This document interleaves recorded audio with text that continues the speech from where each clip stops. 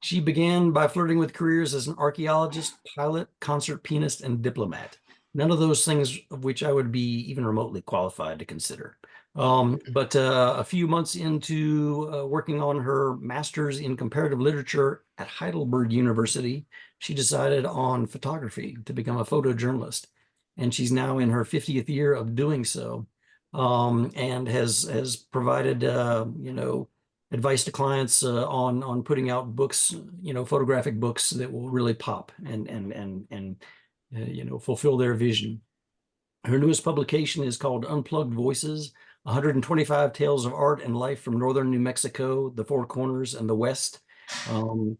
Four-color coffee table book, 324 pages of wonderful narratives. And then she's got another Fragments of Spirit, 60 Years, a photographer's recollection of Taos Pueblo, the region, and its arts, from 2021. She has 3 university degrees. She's a board member of the Colorado Independent Publishers Association. And so she has a lot of credentials on both sides of the fence of publishing, as a writer, as a publisher, as an editor.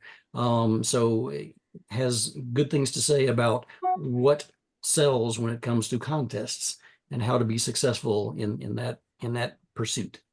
So Sara, take it away.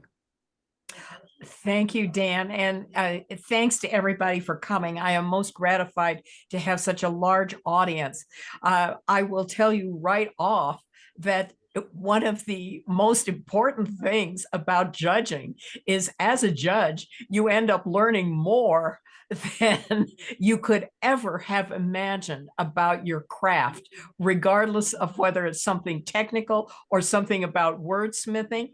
And I have so enjoyed being a book judge for IBPA and SEPA and a number of other organizations. We do only complete books as opposed to SouthWest Writers, which of course is short pieces and individual poems. So this is a bit different than the venue, the milieu, if you will, of the SouthWest Writers contests. But I know for a fact that a great many of our member authors are published book authors too. And so I'm hoping that this will be helpful in one way or another.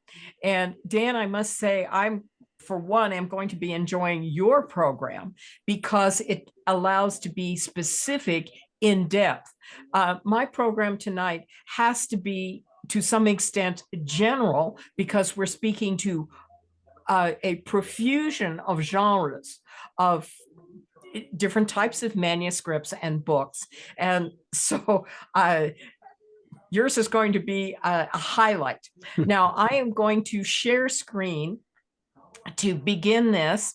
And as I have to move to my secondary computer screen in order to make the presentation, you won't see me, but if there are questions, may I invite you just to break into what I have to say, and let's see if we can't answer those questions right off. Okay, so, and now I'm hoping you can see the screen. And I am moving out of the view. By the way, that beautiful fall view is right near Abiquiu and the Great White Place.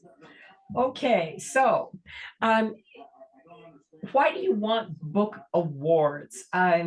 It's expensive, it's time consuming, it's frustrating. And there are actually some really important reasons. And I think Lanny just told us about her very extraordinary book that is all experiential, all from her own heart, as are my books. And at that point, you have not only the credential of your writing, but that is an incredible personal feeling of success when you get an award in this manner.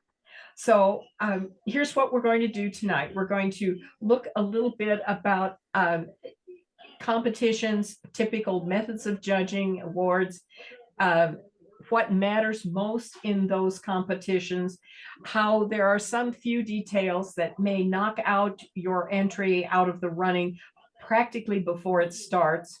I have a detailed insider list and explanation of the points of scoring.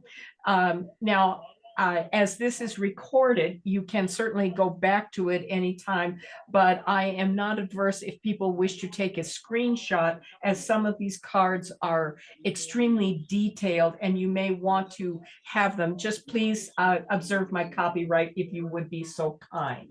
Okay, so typically, when you start looking for contests, how do you sort through them? There are so many contests. And so what it is a computer heavy, that's my little mouse icon, and making sure that you get responses back by mail and talk to other people who have possibly been awarded in those competitions.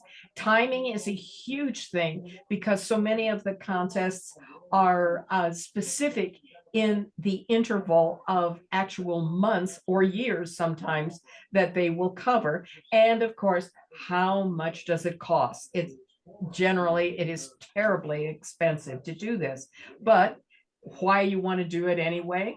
Well, because what you do is you write. And it is really nice when the approbation is a number 10 and you get people not just to say that it was great work, but getting people to buy your books as well. And as the unknown independent author, and so many of us are independently published or small press published, this is way important because in the end, the publicity comes entirely from the author, no matter what is said by a publishing company. So big or small contests, well, a small contest, you may have a better chance because there are fewer smaller competition. And again, Leonie, I've got to give you extraordinary credential there. How many people did you compete against? That was huge, and you won big. On the other hand, many small contests don't have much credential behind them, or perhaps they are like so many poetry book contests, which are strictly a publication reward. And as you may find out, that's not such a great award as it is, and nobody cares. So it is a yin and yang of you have to decide for yourself, and thus research is the key here. There are so many of these contests that have huge rules. Now, of course, the Southwest Writers competition for short pieces and poetry, there are specific rules about the typeset, the point of the type, the spacing. These are important, and if you don't follow the rules, you get thrown out right from the beginning. Regionality is a huge challenge. If you are out of the region, your work may find an unappreciative judge, a thumbs down, and you're kind of well, you find you're behind the 8 ball before you start, and it gets put in the trash can before you begin. And so we always ask what makes a good judge, and that's the hardest possible question because the judge is asked to know so many different things. It's like you're supposed to be an artist, you're supposed to be a writer, you're a typesetter, you're an editor, you're a pictographical expert on what works well. You're supposed to need as something about color. And so the position of the judge is a very responsible one. And you're taking a huge, I don't know what you say, you're taking a leap of faith to put your work in the hands of the judges. I have often been given terrible marks by judges who, in their comments, revealed that they had no clue what was being said or what the image was that was in the book. Okay, so we're going to go quickly through the very first parts of this. When we look at a book, is content versus the design. What matters most? Well, surprisingly, there's a huge portion that is valuable when the judge looks at the design of the book. Is it shelf worthy? That old thing that the real estate people do. How does it look from the curb? And is it friendly to the reader? Is the type easy to read? Tremendous amount of those things, because when we look at a book as a whole, it is indeed just that. It's not just the content, it's the whole production. And so sometimes people forget that. And most often, templating of books does not work that well. And so, yes, design flaws can sink great content. We hope that they don't. But it just means that a new editor or designer is needed. Point scores and the way it's done is sometimes additive and sometimes subtractive.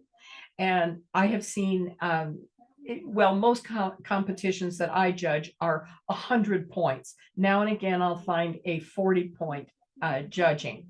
When it's subtractive, that means that you start with giving everybody 100 points and you take off.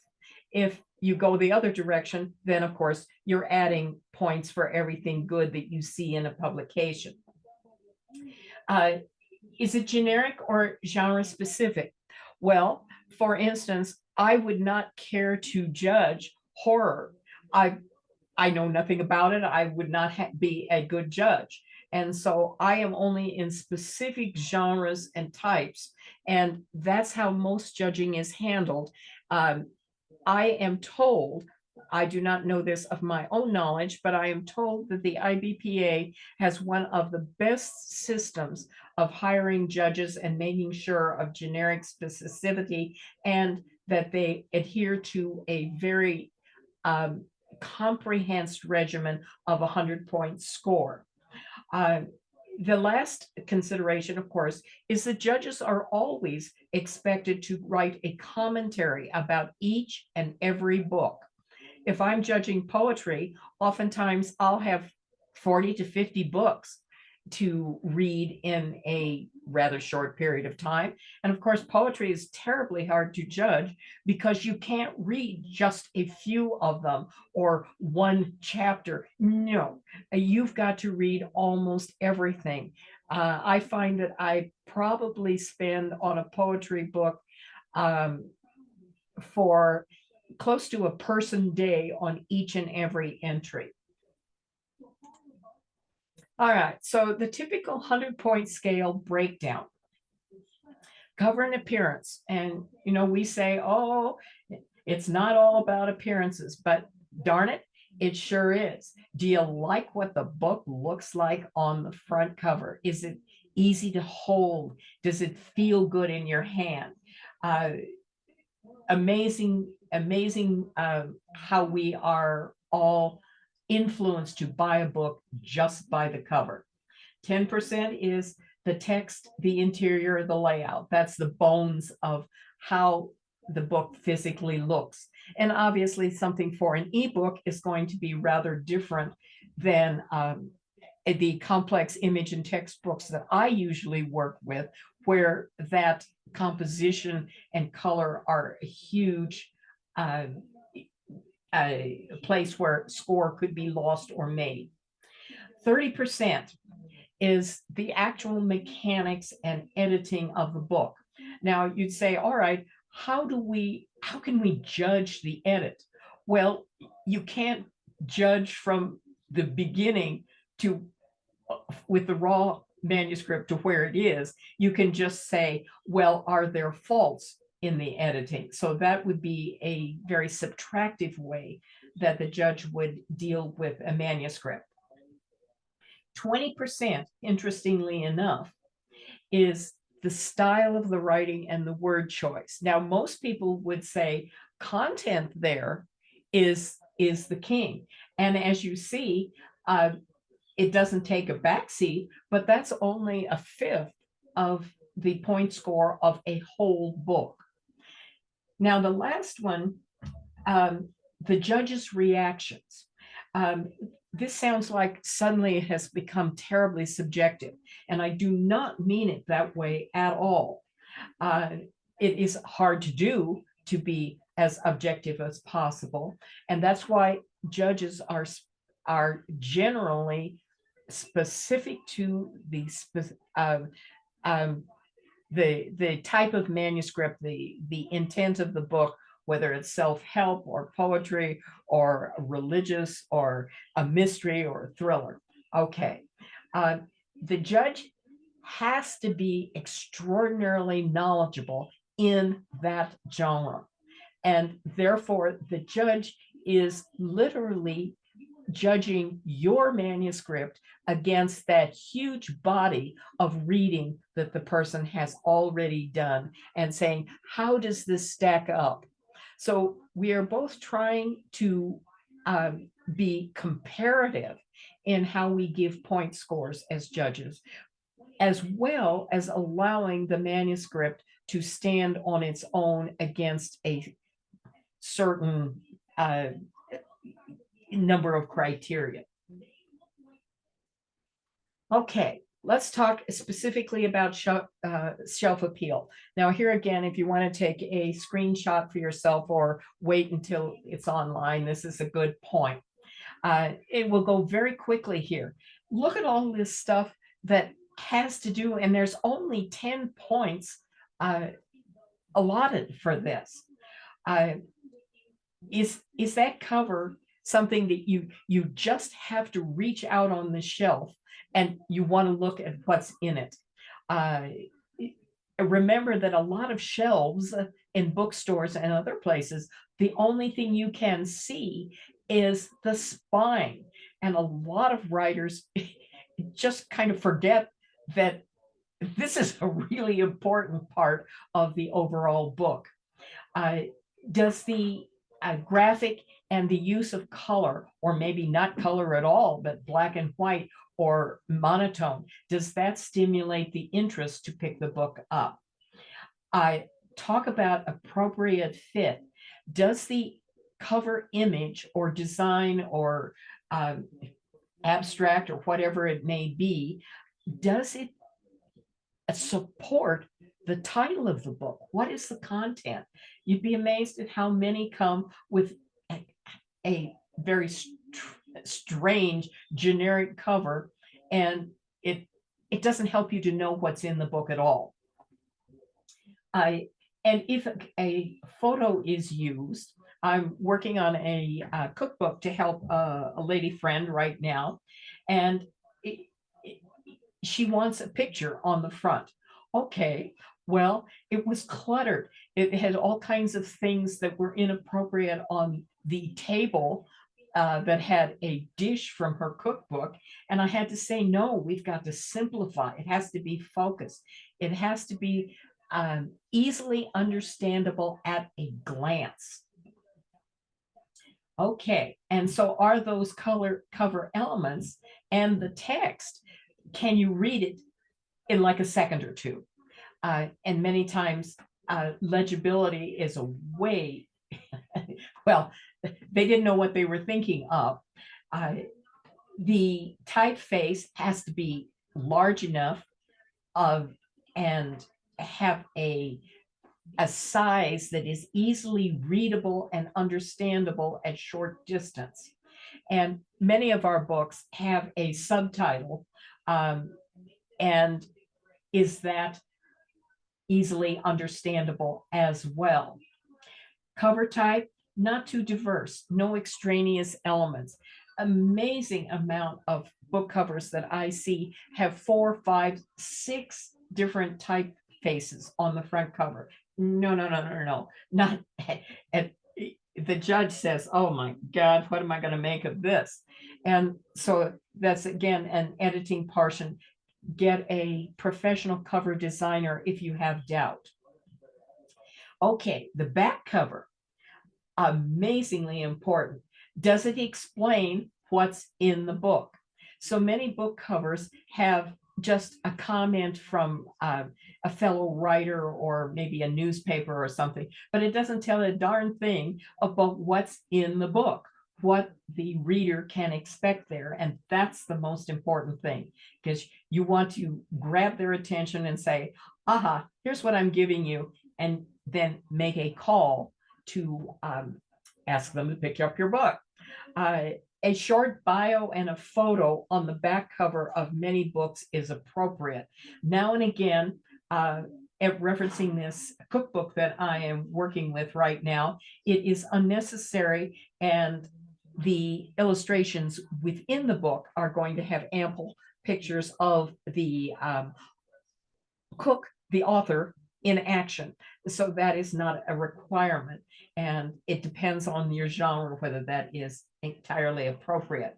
Many cover pictures are not very good, or they have not been properly enhanced for publication. That back cover has to have the publisher name and logo somewhere.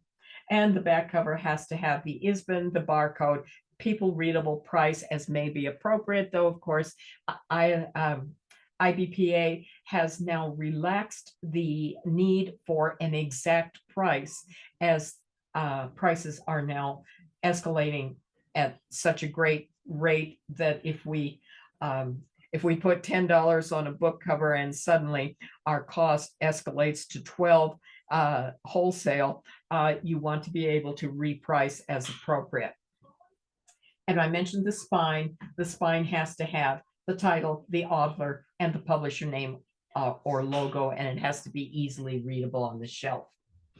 And so again, please break in if anybody has questions. Okay, now text and interior and layout, that's only another 10 points of all of this.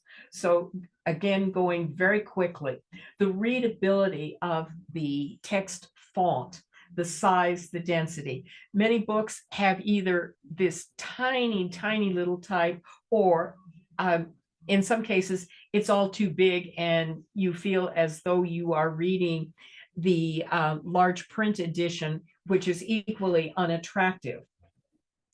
It is not my opinion, but it is now by survey, technical scientific survey, that text in most books needs to be a serif for better reading.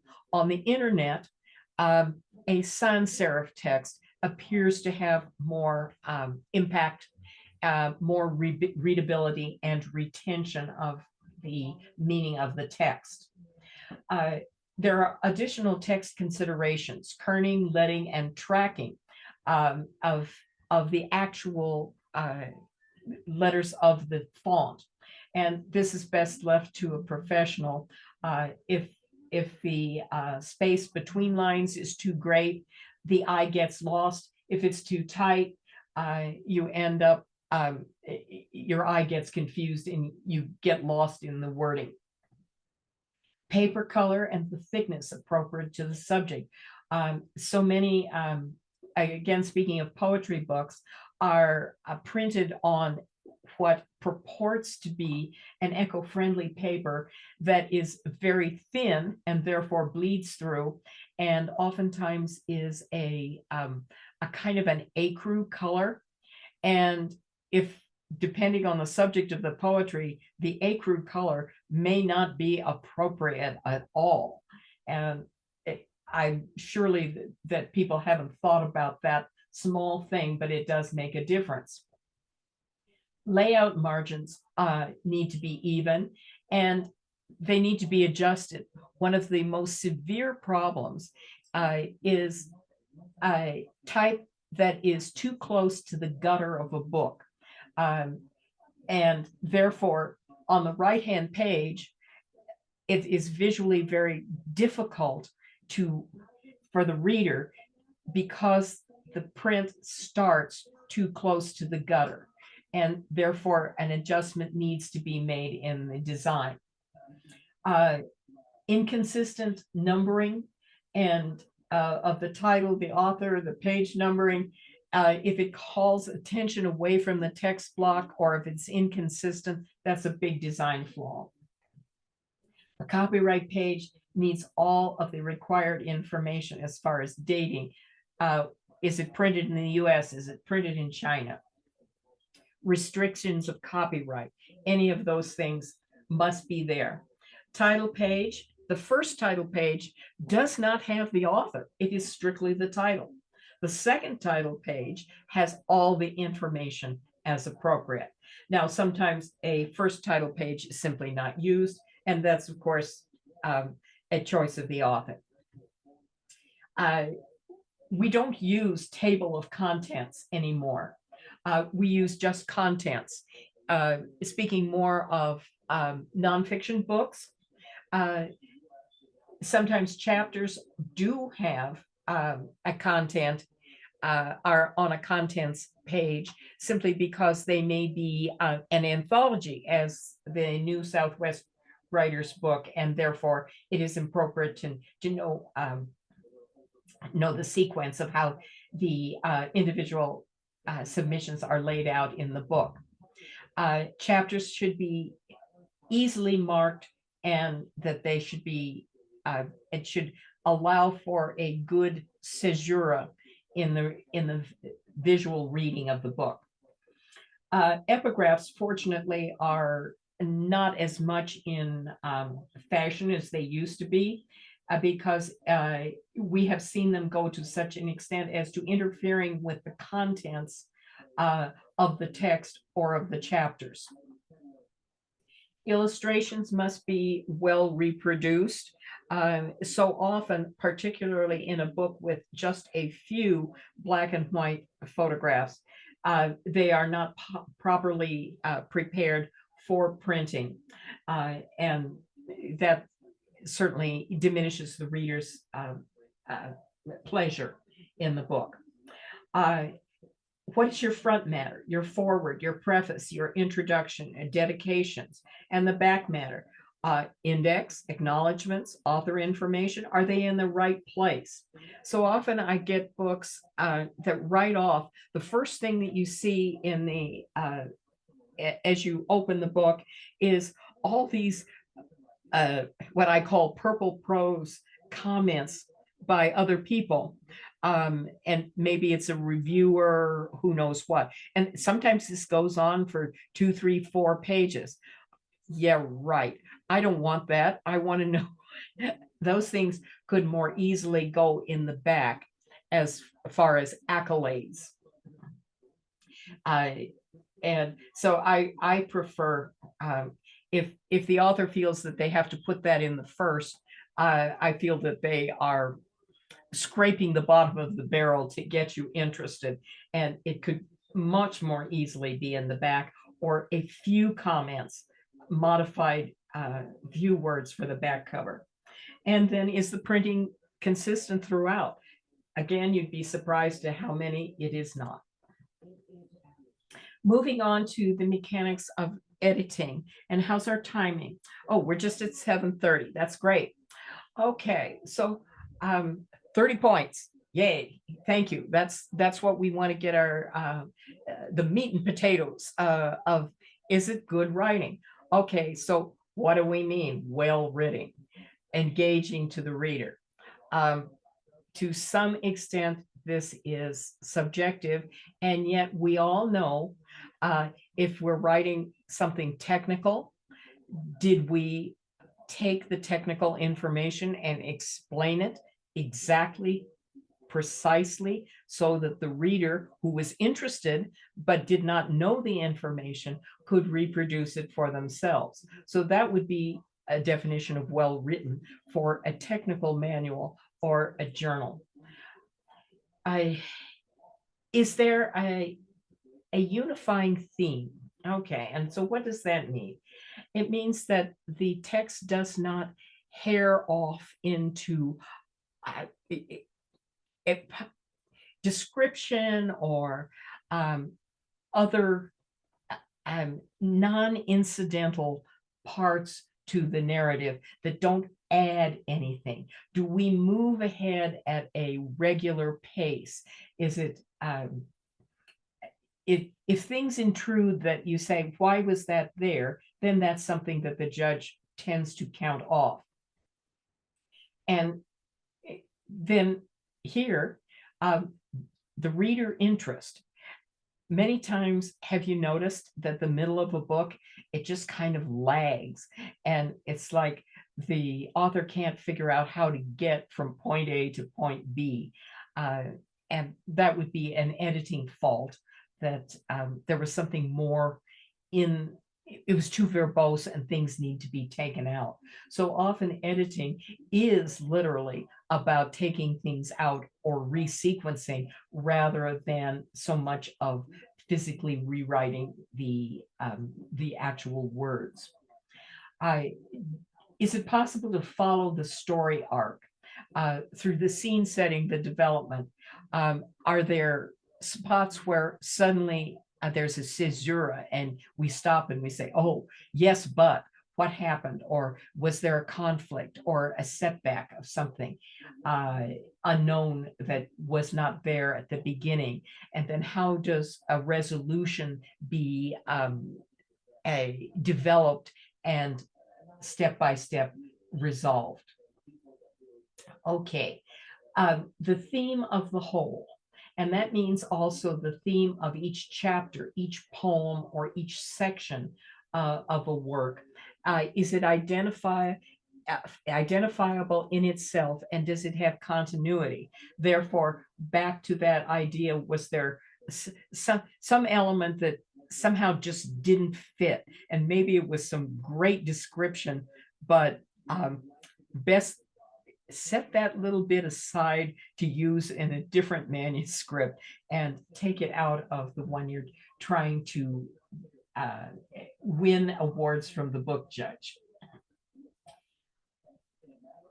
The continuity of the book title, the subtitle, the chapters, and need to provide the clues to the overall meaning. And what is the meaning? The meaning is what the author wants to leave you, the reader, an idea.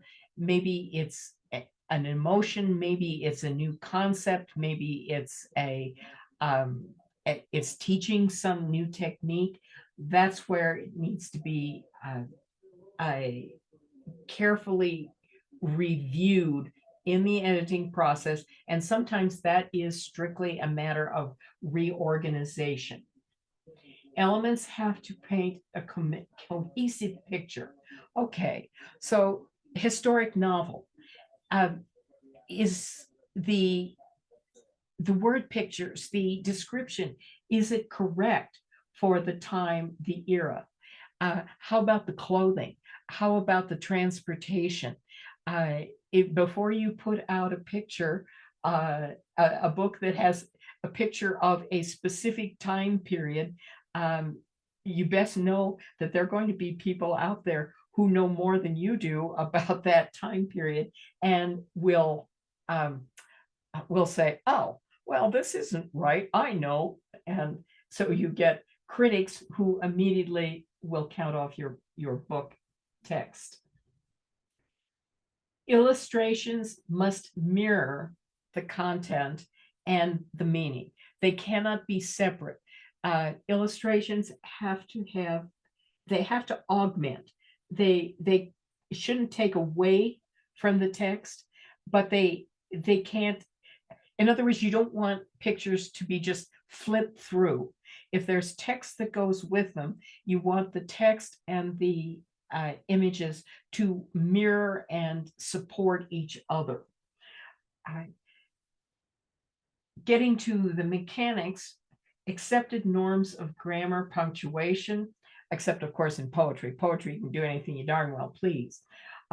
Generally, Chicago style is what is prevalent at this time, regardless of the genre, excepting of course in technical manuals where they have their own styling.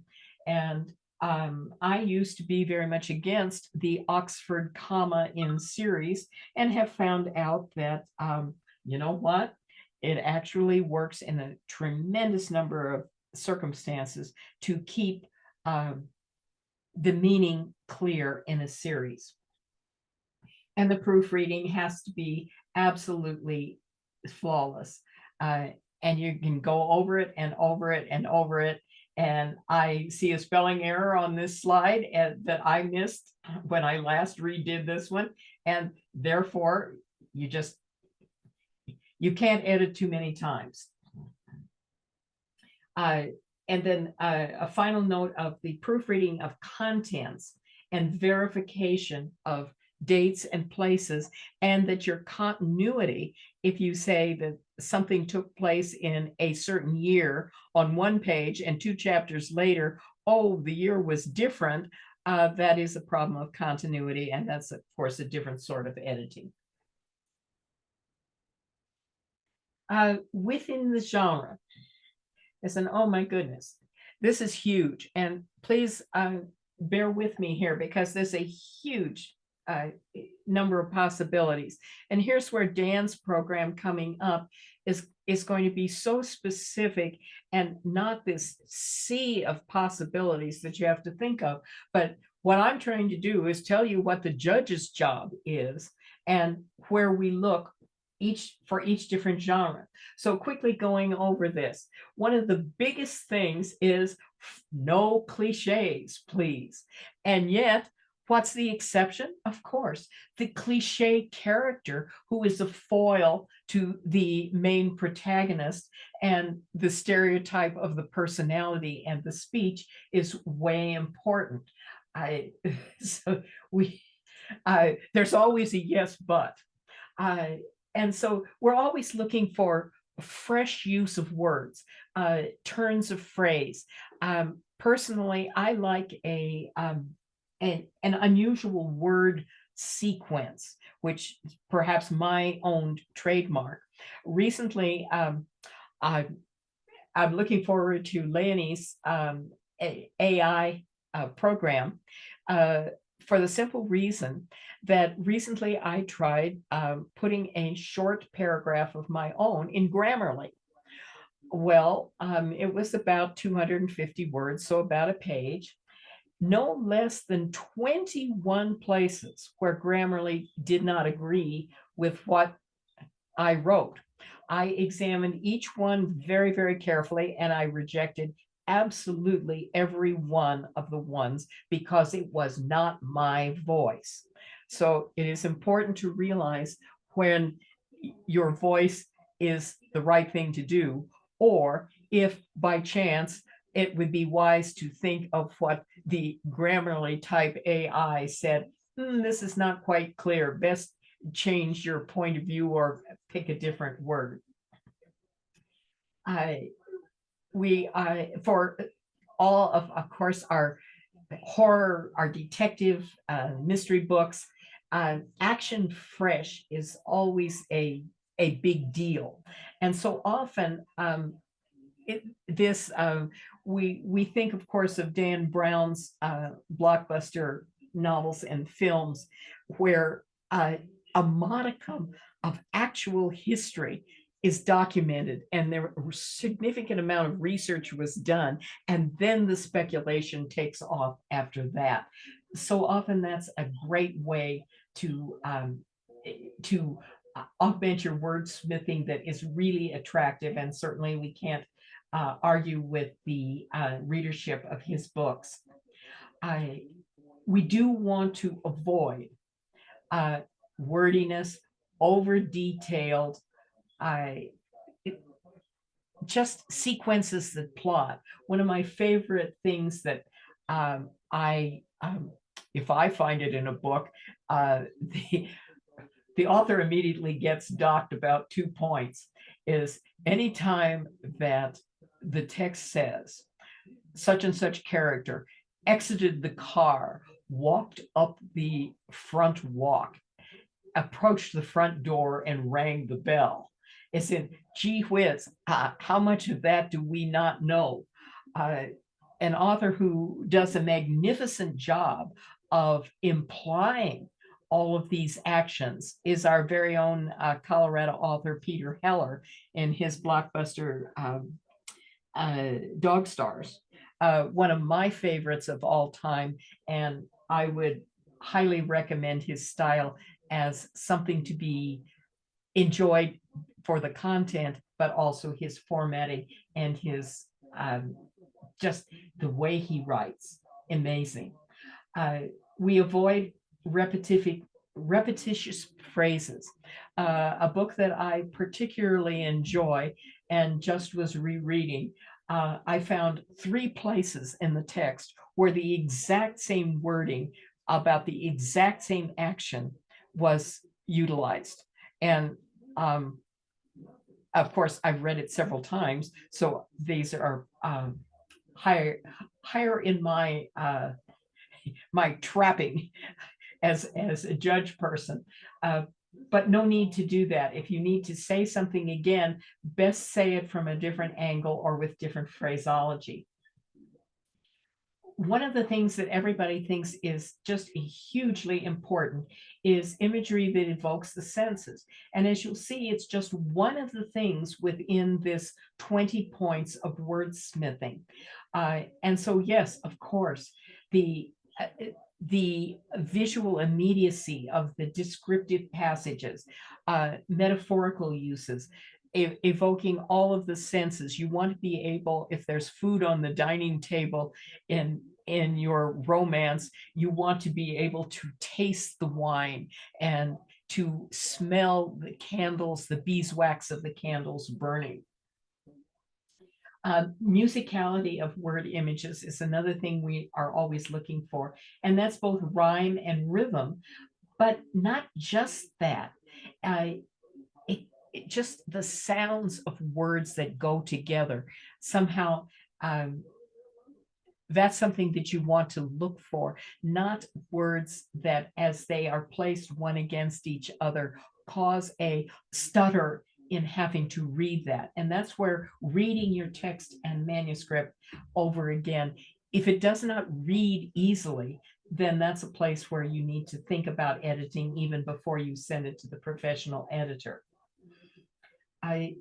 I just talked about how the phrasing structure sets a style, and often non-linear, and that how that applies to my style, which is where I use word order that is definitely different when what is the accepted. Before my comp lit degree, I was in foreign languages as an undergraduate. And so very influenced by Germanic languages where the verb is always at the end, or in Spanish where so much is implied, or a very old-fashioned style of verbiage is used. I lost my place here. The grammatical style of the structure, even if I want to have an odd word order, it still has to be understood and clear.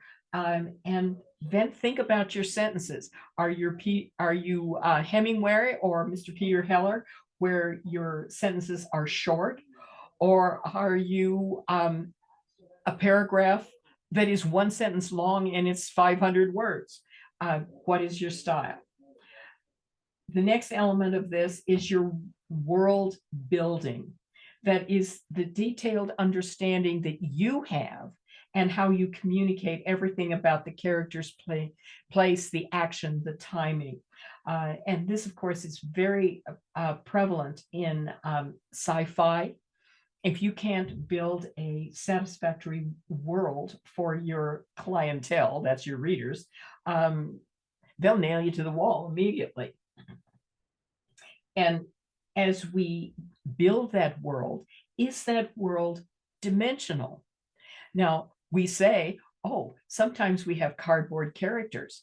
And in actual fact, the cliche cardboard character can be useful, but not as the main point. You have to have the dimensionality. You have to give the reader the impression that they're walking in the shoes of the characters or the place. And then here again, all the senses come into play, whether it's the weather is so stormy that you are about blown off your feet. You want to know that, and you want to feel that as the reader. And so then the overall impression, did it feel like the writer actually took time to give you the best that they have. Okay, so we're down to the last thing. This is the sacred responsibility of the judge. And so, as you'll see, it has to do with subjectivity, but the judge's job is to be so diverse in knowledge and reading, and to be willing, even if you don't like the subject matter, even if you don't like the style, to be able to still offer a judgment that is based on an objective reality of all these things that we talked about in the past point scores. So the first thing is, what's the value of the book? Is it entertaining? If it's a technical book, does it give you the instructions you want, that you need, in a way that you can implement it? If there is for instance, political books are all the rage right now. Does it persuade you? Does it give the details? And so even though I might not like the viewpoint of a particular book, does it actually produce content that says, I need to think about this? Okay, so one of the things that judges do look for is a book in the proper genre. Sometimes a topic doesn't speak to a large audience and it's in the wrong place. Many times a memoir, which of course are on the tip of everybody's tongue these days, does it actually speak to an audience with things that add to the continuity and the information of the community, the culture? Is it worth adding to the store of human knowledge? Or is it really just something that maybe was best confined to immediate family and was more of a personal history? It is a large problem. And again, that has to be the personal thought of the author. Now, it's not wrong if what you want, your audience is 20 people, maybe fewer. No problemo, but know who your audience is and make sure that that you're square with being judged in that milieu. So does the author share something that the author did themselves? Oftentimes we say that a manuscript, maybe even not, maybe even a fictional manuscript, still has to tell us something about the author. Do we feel like the author was there? And so it's details of experience, but then also speaking to some universality. Do we get a feeling that the author wants us to go someplace with him or her, that we're headed in a direction that is going to be a satisfactory conclusion? And then the impact and the draw, which speaks to the imagination and the individuality. And this is everything. This is word choice. This is pictures. This is senses. This is my strange way of putting a sentence together with the parts of it in different places. Does the impact of this language just draw you in? And how precise is that picture evoked by the text?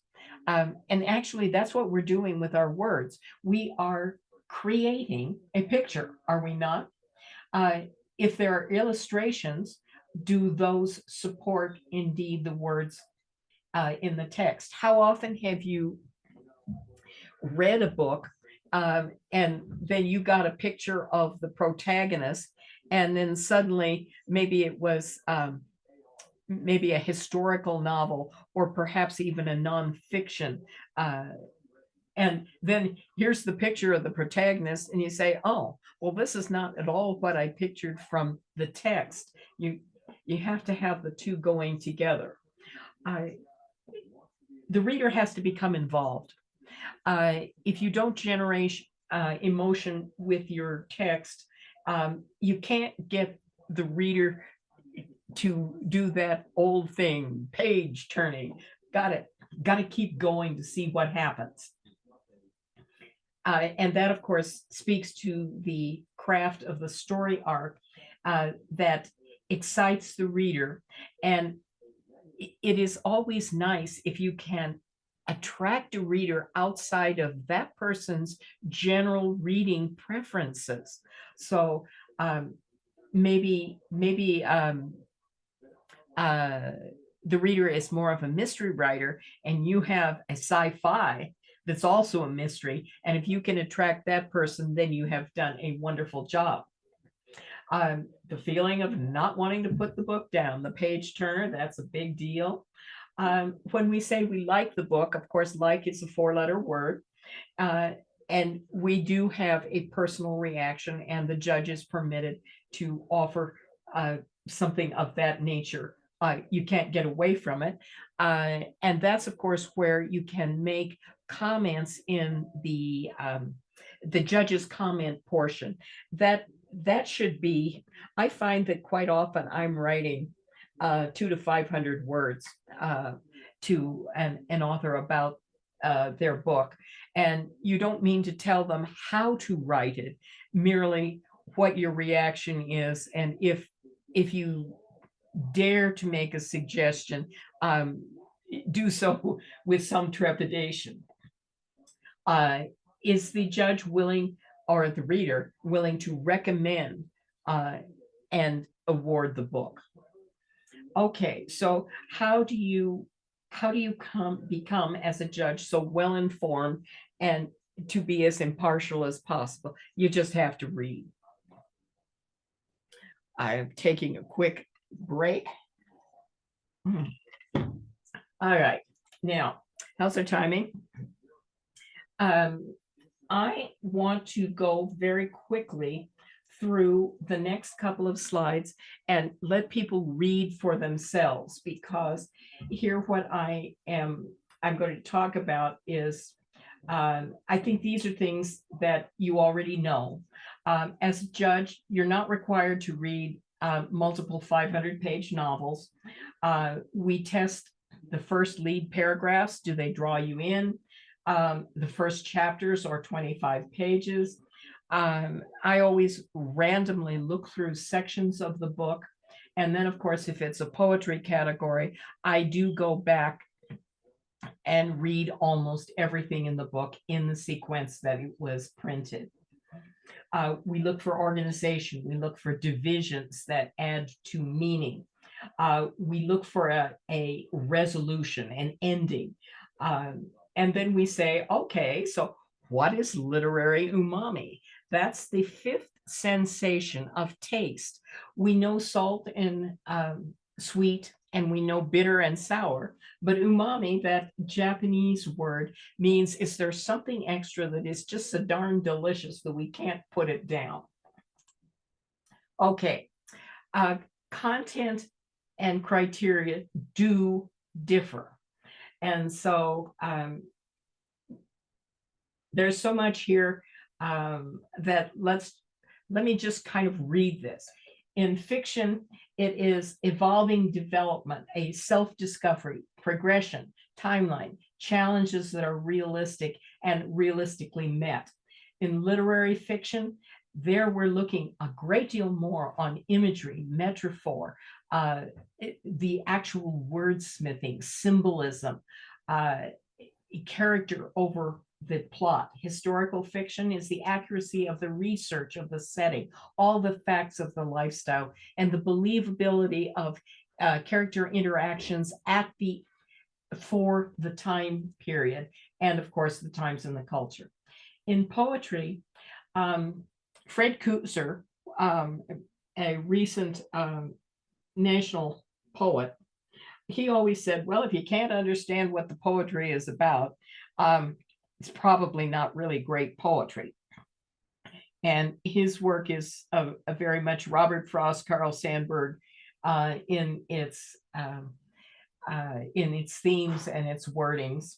Um, Discernible technique or style. Now, that does not mean if you can't understand it, but yet there is a sound and a rhythm to it, that could be a reason that you still like the poetry. And of course, here, everything, every single word is of huge importance. The vocabulary, the form, the emotion, the spacing, whether senses are all evoked. Gift table or coffee table books have to have great pictures, saleability, readability, cohesion, perceived unique value. People who buy coffee table books, oftentimes this is a hostess gift or a birthday gift, a special occasion. And so I'm often asked to judge things about an historical society or a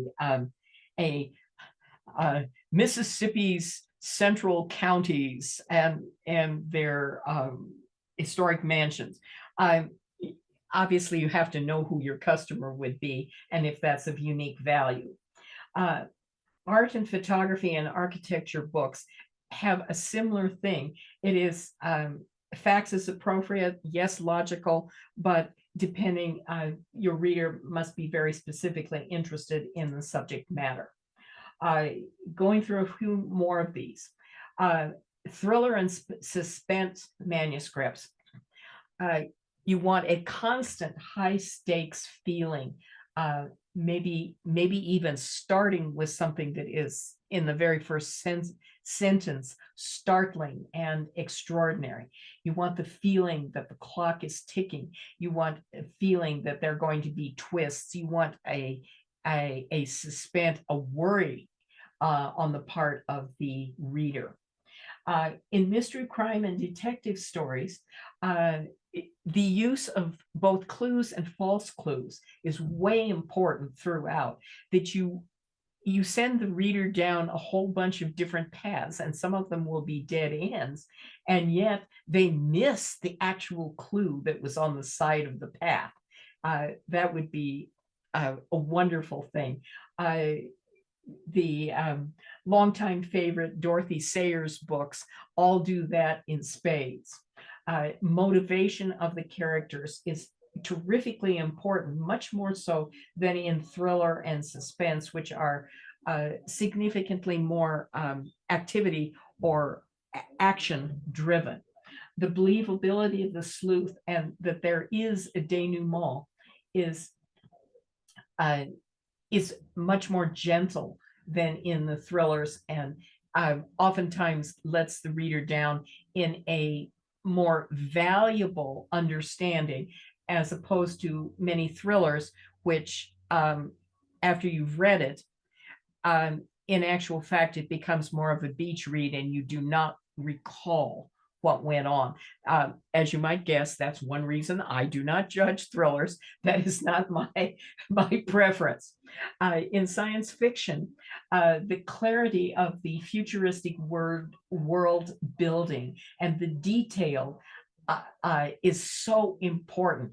Little things about what is on the what's in the refrigerator, or is there a refrigerator at all, and all the food is packaged in plastic. Totally important. And good dialogue is important in science fiction. What is the style of language that is used in your world?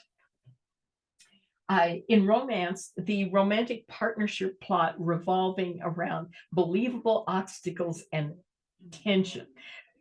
Many romance novelists prefer a happy ending.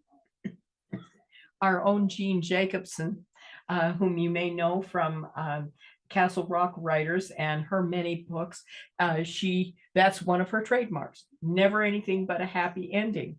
Our own Joan Johnston, on the other hand, Colorado author, and her gosh, is it 60 books now or more, all romances.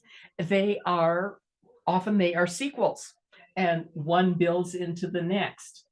And of course, then has the added help of having characters that continue. Uh, Horror and Gothic, I'm not an expert in these genres, but that eeriness of the word pictures that you are portraying, that the tension of feeling of something is wrong, of menace throughout, is going to be one of the criteria. As far as fantasy, that is very closely allied with science fiction, that the system of magic that you're portraying is clearly understandable. And so world building is allowing a sense of wonder. One of my favorite fantasy books, believe it or not, is a children's book. And it's called Voyages to the Bunny Planet. And it's a kid's picture book that little rabbits who are doing things in a human manner, and they come up with all sorts of problems, as in one gets sick at art class in school, and all the other students back off and are well, they're not very kind. And then suddenly, the queen of the bunny planet arrives and takes the child off in his or her dreams, and creates this wonderful atmosphere where everything is calm and beautiful. So it's a hilarious little book, and anyway, I enjoy it, rereading it now and again, and of course to kids. Okay, we've got a few more, and I'm just going to keep going because if we go over, if y'all need to leave, that's fine. We'll just keep going until the end here. Okay, biography and memoir. Continuity and accuracy is the whole thing, and that it's easily followed throughout, and that the times and places are clearly, accurately presented. If dialogue is included, we need to know who is the speaker, and there can't be any doubt as what is being said by whom. And note that memoir, as using the word, is only accurate history from the teller's viewpoint. So it's very different from a biography. In history and military works, of course, we have that wonderful compilation from our good friends here, who are members of SouthWest Writers. That's, of course, things from individual tellers' viewpoints. But the credibility, the non-repetitiveness of the text, making sure that the facts are presented logically, that we have the details of the environment. For instance, if we're speaking of a combat situation, we need to know that in order to fully participate in the manuscript. Multicultural manuscripts, accurate representation of the ethnicity. Now here we're speaking, for instance, of Tony Hillerman and Anne, of course, who are masters of this, whereas not being in actuality genetically part of the Navajo clans, nevertheless the collaboration is so close that we understand as much as we outsiders can understand, as much as we are permitted or should be permitted of those cultures. And that's why we love their work. If you're working in travel and outdoors, this is, you're basically producing trail guides, easy headings, organization, great pictures, that's logical, easily put in a pocket if you're trail running, detail, you know that the author has been there. when we're dealing with anthologies, the cohesive grouping of chapters or um, uh, differing manuscripts so that the reader is not just given a hodgepodge. That's terrifically important. And I'm sorry, there's still another set here. Animals in nature. The action of the animal or the natural phenomenon, I'll say, of weather, have to drive the plot. And how the human person is moved by the action of the animal, or what happens if you're suddenly in a tornado. Cookbooks, the layout has to be king here. Everything has to be completely easy to follow, user-friendly organization. The directions, the amounts have to be proven and precise. Great pictures are always a help. Now and again, a short description by the author of the recipe in a cookbook to tell how the recipe came about or where it was used or how that person adapted a recipe from something learned in a different country or from ancestors. That adds a very interesting dimension that is more valuable. Self-help books, there are so many, and almost all of them that I get to see, they're really just a memoir, that they're not a new presentation, something, a new angle on some human problem. It needs to go further than that. If the help for the self or the motivation or perhaps a religious text, I've only gotten a few that I thought really gave elicited a new way for the reader to think. And that's moves into the spiritual. Beliefs that have actual challenges and revelations, not stereotypical, not, I suppose denominational is certainly a possibility, but then of course you limit to whom you are speaking, to your own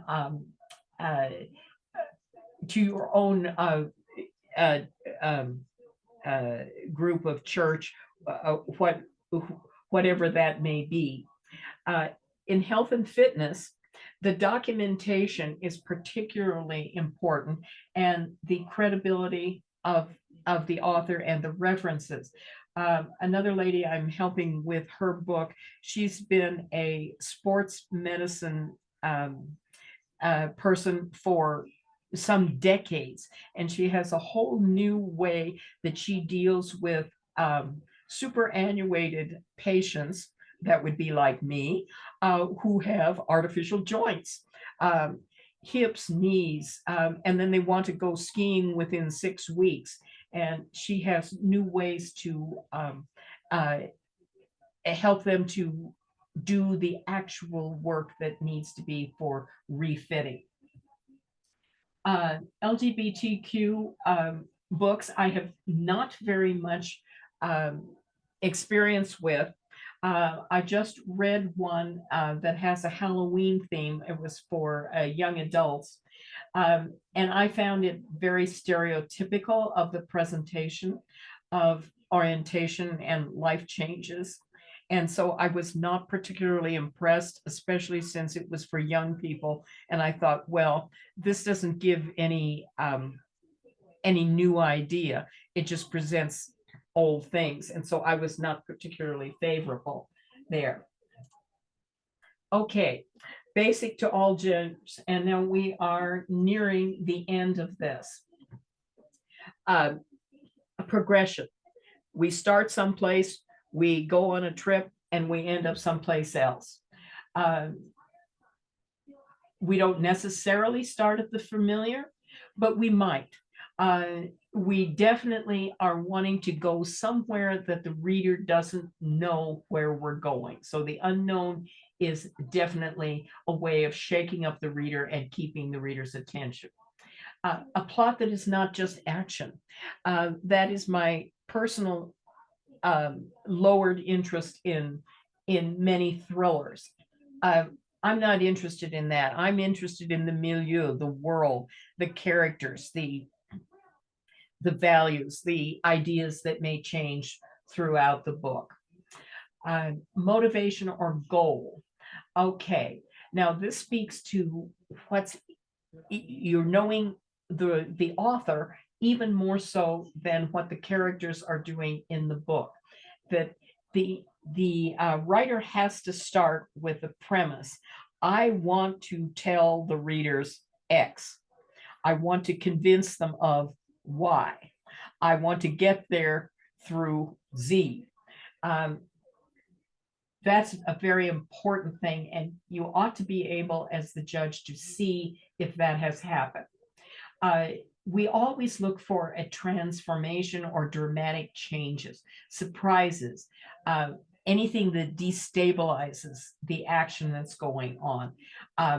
Threats are a wise thing in almost every type of genre, and that includes poetry, that includes the spiritual, that includes the mysteries, of course, and it even includes the historical works.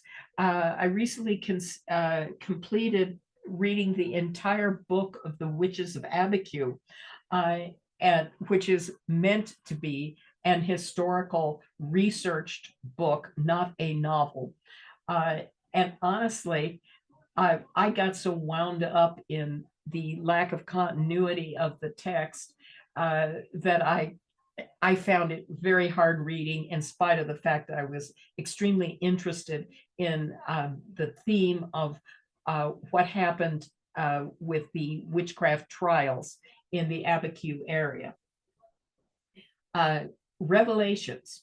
Okay, this is where the author has to decide, what is it that I, the author, want to reveal to you? What is it that I want you to get? What is the meaning? What is the message? And how do we measure it? Is it a loss? Is it a gain? Either is fine. It's just, what do you want to convey? And of course, the characters have to be dimensional. They have to breathe with the action. You have to feel like you have something in common with those characters, or perhaps you don't, and then you learn something about a different type of character, and that adds to your store of human knowledge. Outside viewpoints are always valid. Different speakers or protagonists in a certain mystery say that maybe there are 2 or 3 protagonists and antagonists, and so in all those different viewpoints will add to the interest of the book. And of course, the scene setting, all the way from the very first, where you introduce characters and your world, through the changes and the resolution. And so I am going to cut off here and give you a couple of examples of some important things that I think people would be interested in, of how books can either succeed or sink. And I wanted to start with one. I mentioned Peter Heller, and here are some of the covers of 2 of his novels. Well, the publisher keeps changing the cover, and if you'll notice, neither one of these pairs, it's the same text. And can you figure out what the book is about from any of this? I can't. I particularly enjoy the Painter book, not so much Celine. And the first cover, that's sort of correct. You see that there's an artist making daubs, and you see a New Mexico scene. But then the second one, there's a horse. Well, there is a horse in the book, but it's a way minor bit and has nothing to do with the painter himself or any of his paintings. So go figure. My opinion, they should have stuck with the original.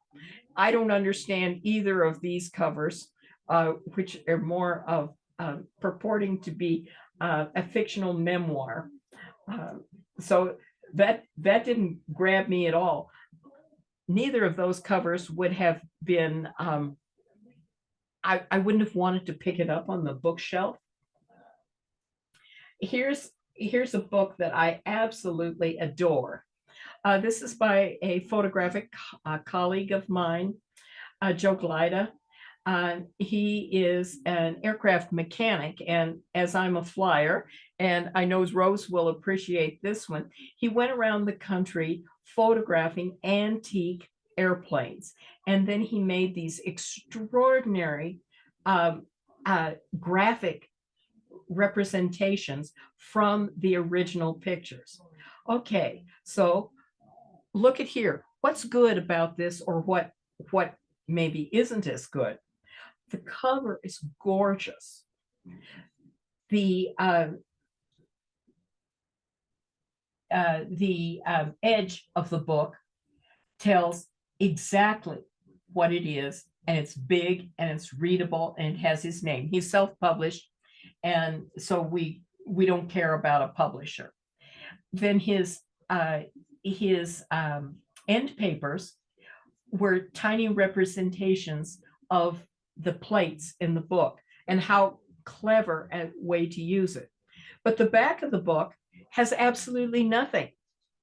And there's no ISBN number, there's no description, there's no anything. But of course, who is his clientele? Aviation, antique aviation experts and hobbyists. And of course, he's done very well with the book. And there's the interior. And look at how he's used his text. This is super. So he's used a very military typeface at the top. And then rather than a sea of black type in his preface, in actual fact, it's not technically a preface. This is specifically by definition an introduction. He broke up the paragraphs. So visually, it's really easy to read, and more people will be likely to read it. Can you tell me what's wrong with the interior of the book? We have this magnificent image on the right-hand side, and his styling with the way he does it with a little shadow and his signature, and it's like it's a huge poster. Any military person or just an aircraft aficionado is going to love this. What's on the other side? Something about a totally different airplane. And so in actual fact, his organizational editor was no good. The picture that he drew from the photograph, that he worked many, many hours to create, that should have been on the left-hand side, rather than starting with the conventional chapter head on the right. And then the specs, pardon me, the specs of the airplane should have been on the left so that it has continuity. But here you look back and forth and say, what on earth? This is a seaplane on one side and the Texan on the other, and it doesn't make any sense to me. And yet, how easy that would have been to fix. Here's a particularly wonderful poetry book that I judged several years ago. Poetry and drawings. So I'm just giving a quick run through of some really good ones here. Here's a poetry book. That's the front cover and the back cover. And you'd think with the Enso on there, that just grabbed my interest right away. And yet there's no information on the back cover that tells me what this book is going to be about. Here's another one that is kind of unfortunate. A dual language book, translated from the Spanish. So we have both the Spanish and the English. A very strange cover drawing that looks like it's made out of gummy snakes. And so we really don't understand what that is, and how it relates to the original artist. Her picture, she's, let's see, her 1854 to 1928. So this is an anthology after death. That picture reproduced only sort of okay. The interior, do you see on the top right, the table of contents? Extremely difficult to read that. That's such old-fashioned way of doing something.